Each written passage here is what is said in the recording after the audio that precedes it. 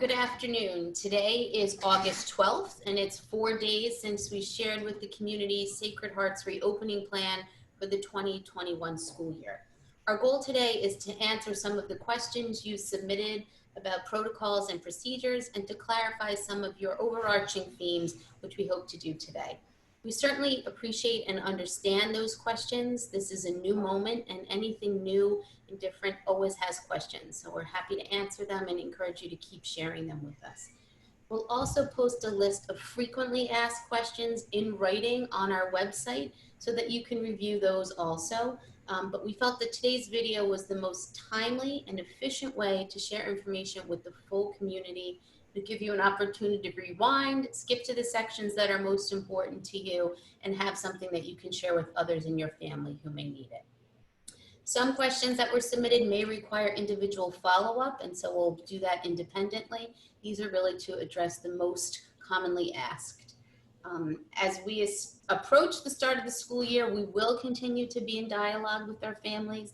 Dialogue will be in new and different ways. It may be through Zoom, as many of our parent-teacher meetings will be this year as well. I want to begin by saying all schools are being challenged to find the right model to best accommodate their communities in light of their unique aspects and needs. We made decisions we felt were best for our community based on the information that we have at this time, and other schools have certainly done the same. We were focused specifically on the current infection rate data on Long Island at this time, and believe we have the best opportunity possible to open school at full capacity in September. We have also done our best to choose models that accommodate families, both those who wish to be in person and those who are more comfortable at home. And we'll speak to that throughout this presentation. We also recognize that Sacred Heart, as well as all other schools and organizations, will need to be nimble and ready at all times to make changes in school situations, to make changes to the learning models for various reasons. For example, the governor may issue directives that all schools need to return to a virtual space. We're prepared to do that. We may need to reduce school capacity based on infection information in our community or by direction from outside. We will be prepared to do that.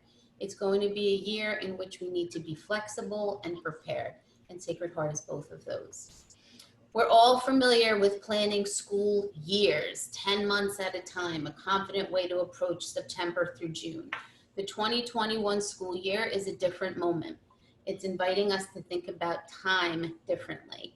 And so we've shared with you our reopening plans and our readiness and desire to have a full community on our campus. The 2021 school year will also challenge us to be patient and flexible. Those are two things that I know I'm not always good at. Sometimes school communities are not always good at that, but that's the moment that we're entering. We need to be patient and flexible. And so we appreciate you offering us both of those. Thank you.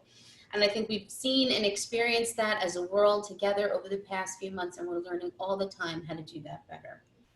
The most important factors ensuring our success next year is both trust and transparency. And we want to commit to that to you, and we're going to ask that commitment from you as well.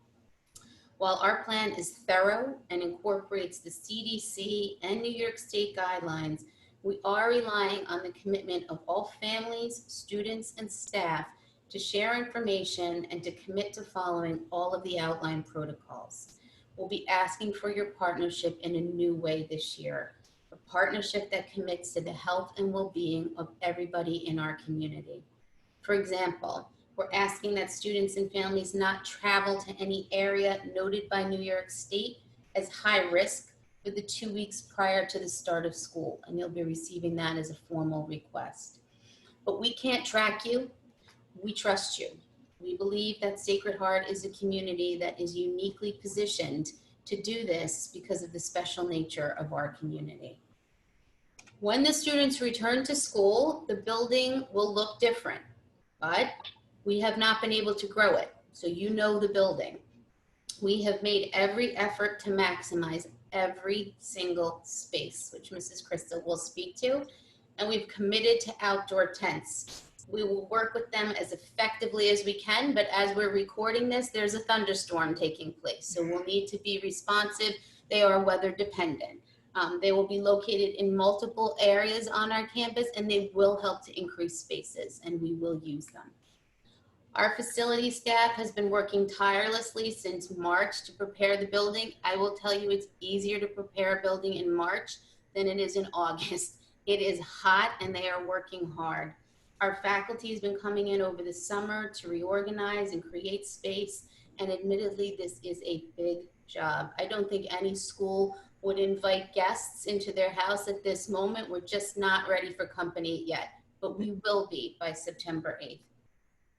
I want to address some of the specific questions related to facilities. The hallways will be marked with directional arrows, and some will be one directional. The staircases will remain one directional. This is actually a place where Sacred Heart is ahead of that curve. We've always had one directional stairways. They will stay that way. Mrs. Christel will speak to passing times between classes. I know that many of us have seen upsetting images of school hallways in other areas of the country. We want to be sure to speak to that specifically. We've heard a lot about ventilation questions. I know many of you have probably been reading and hearing about this. Sacred Heart has a few ventilation systems. There's central air conditioning in the theater and lower in the theater space. Lower level classrooms, those are the ones on the level with the library. They all have cassette unit air conditioners. And I've learned more about air conditioning over the past few weeks than I thought I would ever know in my lifetime. We have added air conditioning units to each classroom, and windows and doors will remain open to allow for the maximum flow of fresh air. And so even though an air conditioner is on, the doors and windows may be open to promote ventilation. 2 classrooms are without windows. Those are the media room and room 18. Those classrooms are the ones that are outfitted with the cassette air units, as well as fresh air ventilation from the outside. So they are ventilated. But someone had a specific question about, are there classrooms without windows? There are 2. We did have our building evaluated for the state-of-the-art ventilation that many of you may be reading about. Quite frankly, it exceeded our financial capacity at close to $500,000 in quoted expense, and it was also exceeded our ability to complete it prior to the start of school. Many of you have read about our master planning plans. Air conditioning and ventilation will certainly be at the top of that list. As cleaning and disinfection will be crucial to the health of the community, bathrooms will be cleaned and disinfected regularly throughout the day, and cleaning logs will be kept. Disinfectant and adequate soap will be in all bathrooms for girls if they need to use it, and it will be replenished regularly. I would also encourage girls to bring whatever supplies they need to feel comfortable, sanitizers, wipes, anything that they would want to supplement what Sacred Heart is offering within the building. Hands-free faucets have been installed in all student bathrooms and throughout the campus. Those are the ones where you don't have to use, you don't have to touch the faucet, you simply run your hand under it. The DOH guidelines, that's the Department of Health, recommends that both paper towels and hand dryers are sufficient for drying hands. All of our bathrooms have paper towels. Hand dryers have been ordered and will be installed in some bathrooms, but both are acceptable, hand drying and paper towels.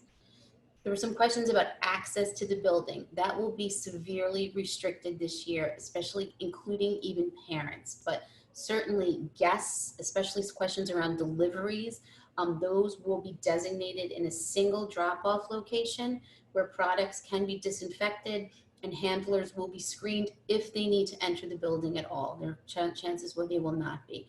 You've likely read we've suspended our prospective student shadowing program. We've also suspended the college reps who tend to visit the building throughout the year. Any essential guests, and again, those will be very essential.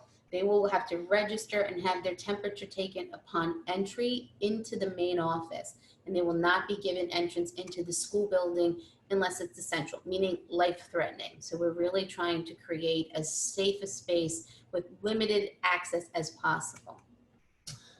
Those are the questions tied to facilities that I wanted to answer. Some of them weave throughout the presentation, and so you'll hear more about it. But Sister Jean, our principal, will now speak to some of your academic questions. Hello, Chow families. Well, reopening school is not like it used to be, but having been closed since March, in a sense, there's an energy, enthusiasm, and anticipation that's different from other years. We hope you feel that too. We appreciate your concerns and questions on our opening plan. Among the questions we received is, why did we choose a model with the two options of in-person classroom learning or remote learning from home? You know of other models and you want a rationale for Sacred Hearts.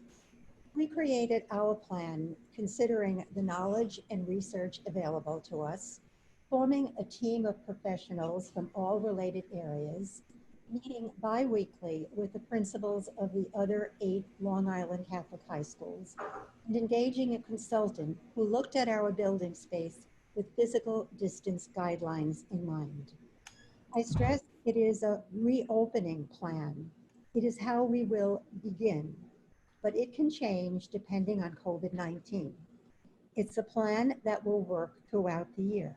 If we don't need remote instruction or if we have to go to a totally remote instruction plan. As educators, we know, and since March, parents and students know, that student-teacher face-to-face interaction and peer-to-peer in-person relationships are critical in the education and socialization process for teenagers. Right now, in our geographic region, the infection rate is low and stable. And so we want to maximize the in-person classroom experience and provide the opportunity for students to return to school, to connect, to establish new relationships, and to have a sense of belonging to the Shaw community and experience, all of which are key to the growth and development of our students. At the same time, for varying and good reasons, some families and students may elect to enroll in the remote learning model. This model is live, will be in real time, and will be using advanced technology and online security. Our faculty will have had training on how to use technology in the most effective, creative, and engaging ways for students. Those on remote learning will be able to see and communicate with teachers and classmates. Students in the remote model will be required to wear the uniform and follow the bells and schedules as the on-campus students do. As we move into different modes of instruction, we will be looking at a variety of assessment strategies also. Another question that was asked is, if I start on remote, can I switch to on-campus? If I start on campus, can I switch to remote? The answer is yes, but within our policy. We can't have students coming today on remote tomorrow, remote a few days, on campus a few days. Sacred Heart divides its school year into quarters. So during the first quarter, September 8th to November 9th, student can switch models 3 times, on September 24th, or on October 13th, or on November 6th. After the first quarter, students may opt out of the option that they're in, remote or on campus, only at the end of each quarter. If a student has opted for on-campus learning and needs to isolate herself, of course, she can immediately opt for remote learning, pending doctor's lines. New York State, as well as Sacred Heart Academy, are concerned that schools hold students and families responsible for students attending school, remote or in person, and that at-home truancy or lack of structure and accountability, inconsistent and irregular attendance patterns interfere with good learning environments. So we want to have options that meet student and family needs. but too many options can create a disorderly or confusing school climate. We just can't say enough. Our concern is for the protection and safety and for the social and emotional health of everyone in the Sacred Heart community, whether on campus or remote. So now Mrs. Christel will talk about our academic program and our schedule. Thank you, Sister Jean. Good afternoon, everyone. Just wanted to let you know that we are considering the first week of school at Shaw to be considered a transition week to help students phase back into school. So please look forward to more information about how we will be doing this during the upcoming weeks. The student portal containing information about schedules will be open during the week of August 24th. Room assignments may still change, so it's always advisable to not print out your schedule until just prior to the start of school. As well, there were questions about a school supply list, and school supply information will also be on the portal during that first week of August 24th. You should also be aware that we have extended the time between periods to allow for a staggered dismissal each period, using the 4 separate bells. This will limit traffic in the hallways. There will be faculty and staff assigned every period and between periods to remind students to keep physical distancing protocol and to ensure that masks are worn. Dismissal is already staggered and will continue to be. We are making every effort to keep the physical distance protocol. However, since class sizes vary, in some areas and classrooms, there's not enough square footage to accommodate the physical distancing protocol. In these cases, and anytime physical distancing is not possible, students will be required to wear their masks. We have taken great care to maximize distance and have actually moved several classes into larger spaces, including the cafeteria, theater, gym, faculty room, and in those outdoor tents that President Graham was mentioning. Computer labs also have been outfitted with plexiglass barriers. Students will have an opportunity to have mask breaks during the day, and they may ask their teacher for a mask break if necessary. If approved, the student may step into the hallway, remove her mask for a short period of time before returning to class.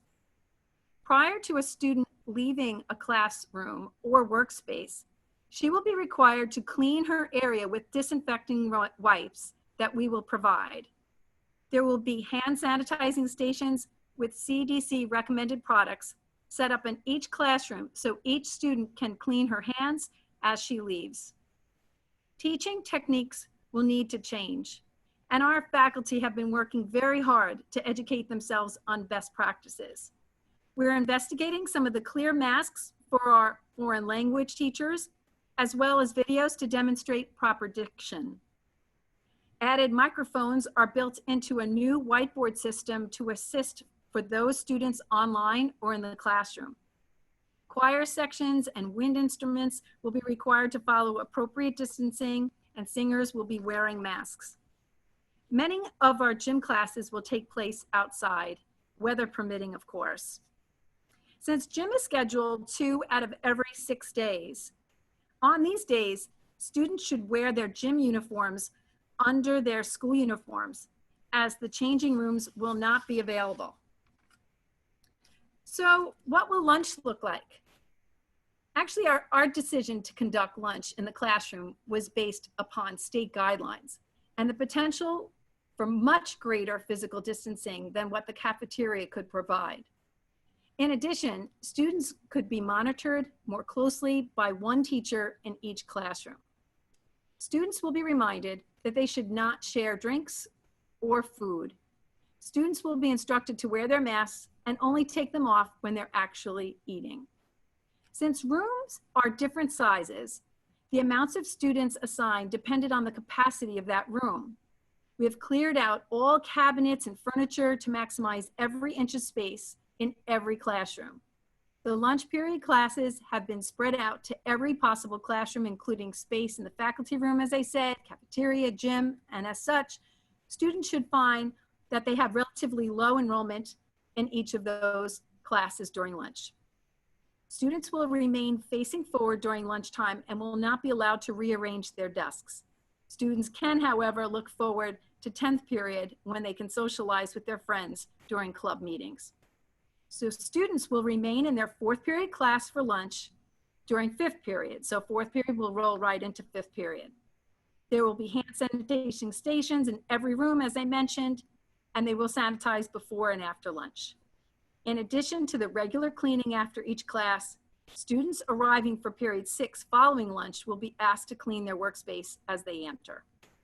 Students may use the restrooms during a class period at any point in the day, not just during lunch.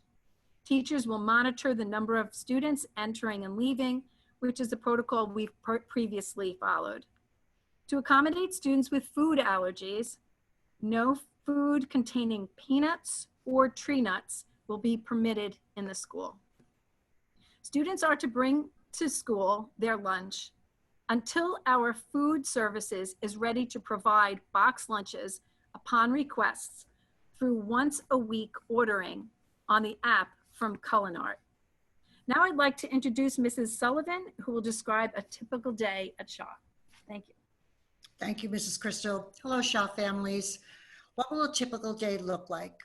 Well, prior to the arrival, parents will be required to answer a short set of health questions via a mobile app, including the student's temperature prior to departing home. Students arriving by bus are required to follow the health and safety protocols put in place by their school districts. Buses will arrive based on the school district schedules, but appropriate social distance markers will be placed at the entry point. As we did last year, there are designated areas for bus and car drop-offs.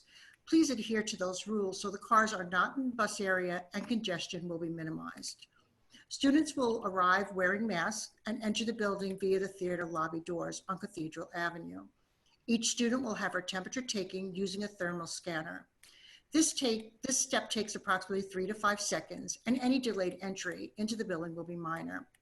Our freshmen are in the building this week and have followed this protocol perfectly. They were wonderful.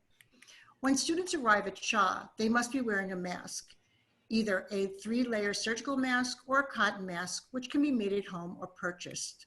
They may not wear masks with sayings, pictures, or logos other than the Sacred Heart logo. Each student will be provided with a washable Shaw mask on the first day of school. Additional Shaw masks will be made available to the purchase. Mrs. Graham just showed it to us. We cannot allow gaiters, bandanas, and knitted masks since they have been deemed ineffective. This differs from the plan we originally put out. Face shields are permitted in addition to, but not in place of masks. Students will report to their homeroom after screening. As the temperature gets colder, we will make a setup that will allow the students to access their lockers to leave their coats for the day and a process to remove them at dismissal. Now about testing and notification. HIPAA and FERPA laws protect the privacy of our community, and we are obligated to abide by those laws while still protecting the health of our community. After meeting with our opening task force and with Paretic consultants, we have established many protocols to execute in the event a student or staff member presents COVID symptoms or tests positive.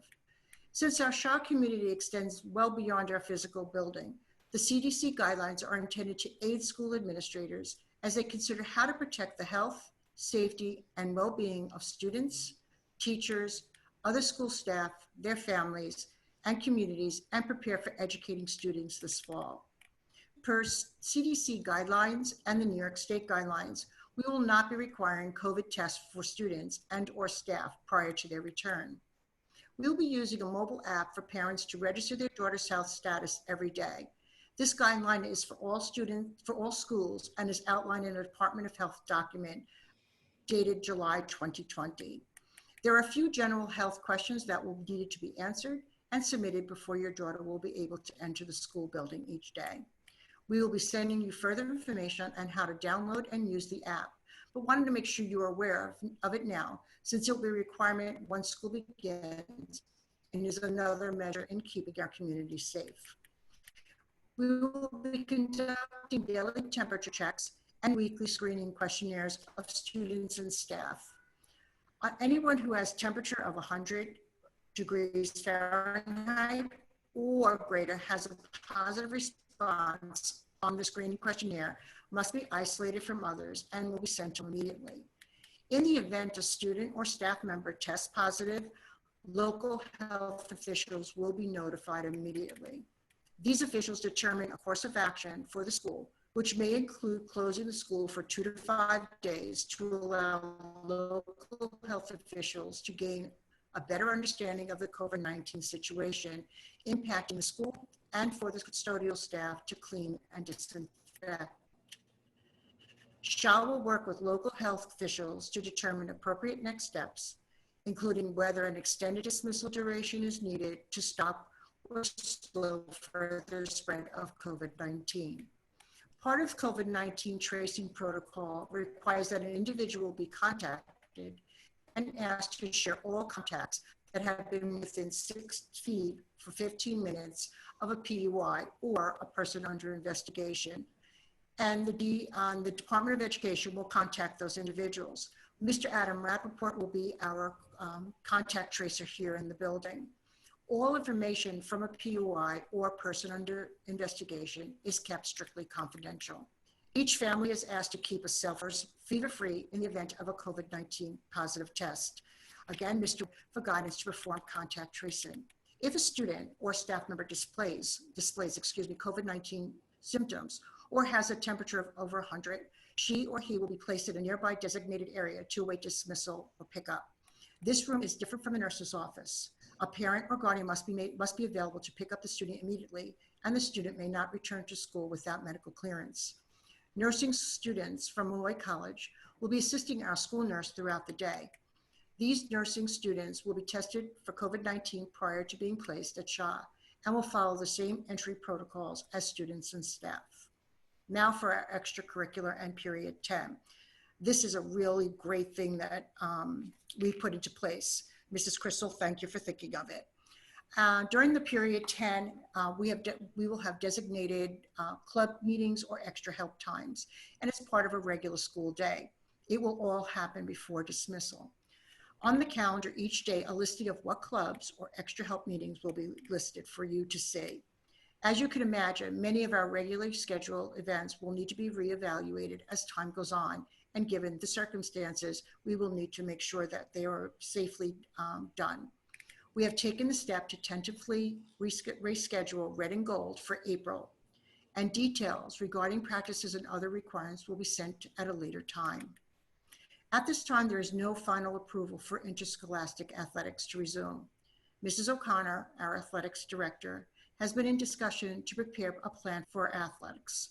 We are tentatively scheduled to resume all fall sports on September 21st, 2020.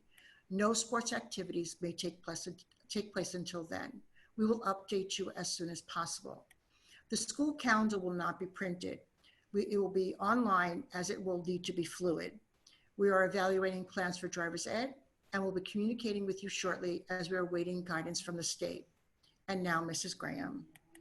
Thank you, Mrs. Sullivan. You may have noticed we experienced a little technical difficulty throughout Mrs. Sullivan's presentation. That's because we were experiencing a thunderstorm, but we've experienced those too and lost power over the past week. So we want to be sure to capture this moment and get it out. So please work with us and forgive any technical difficulties. If you had any trouble understanding that, please reach out and we'll be sure to clarify. I want to thank you again for your time and for your trust in Sacred Heart Academy.